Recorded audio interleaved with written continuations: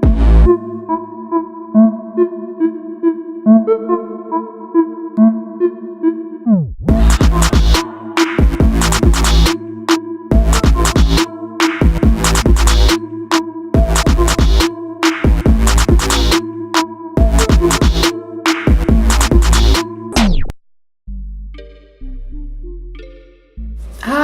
my name's Deanna Dawkins.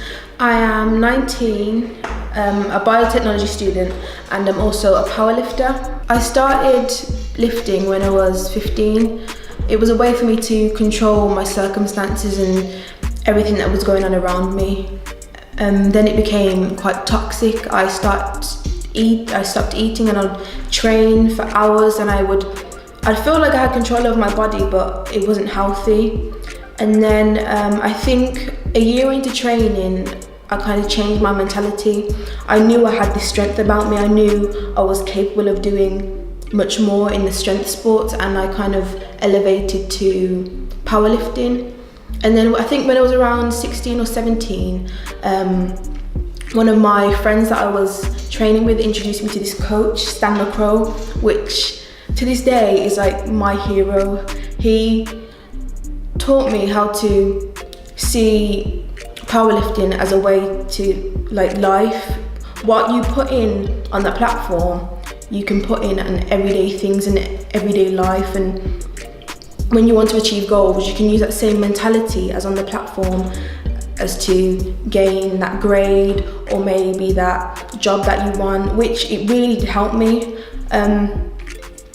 Then I started competing in powerlifting, which was amazing. My first competition was in January, a West Midlands powerlifting championships, and I came first. I set loads of records for West Midlands females lifters in the 72 category, which was a big thing for me. I didn't expect it to happen, so I was quite happy. Then I went to the British Nationals, which was also something that I didn't expect. I had all this kind of these things happening to me all at once, which I didn't expect any of it to happen, so it put me in a high, and I placed second. Through that, I went to the European Championships, which was, I think, the highlight of my powerlifting career, because I placed second, and I was deadlifting 160 kilograms. I think I squatted 130 and I benched 62. And for a girl that has only been powerlifting then for 2 years, which is a very, very big deal.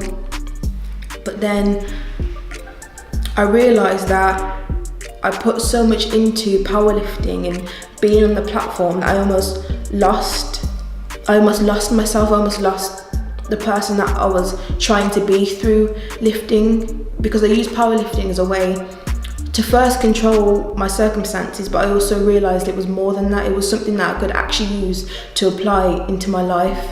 So I took a break from powerlifting after Europeans. I really felt like I needed to understand who Deanna was outside of powerlifting, outside of being this competitive person, which I knew deep down I really wasn't.